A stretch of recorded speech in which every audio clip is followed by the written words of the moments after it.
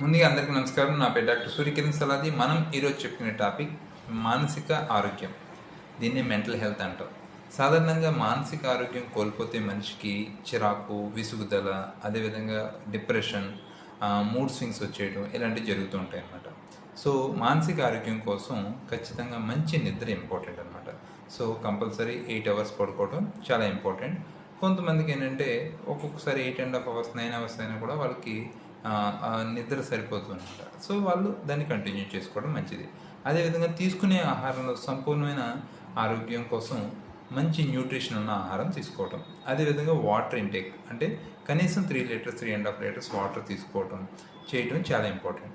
So ప్రస్తుత రోజుల్లో ఏంటంటే ఎక్కువ సోషల్ మీడియా ప్రభావం అవ్వచ్చు, లేకపోతే ఎక్కువ మొబైల్తో ఉండటం వల్ల వాళ్ళు ఒక్కళ్ళు లోన్లీగా ఉండిపోవడం అనేది జరుగుతుంది. సో దానివల్ల కూడా మానసిక జబ్బులు వచ్చే అవకాశం ఉంటాయి. కాబట్టి కంపల్సరీ మనం సోషల్ ఇంటరాక్షన్ అనేది కూడా చాలా చాలా ఇంపార్టెంట్ అనమాట.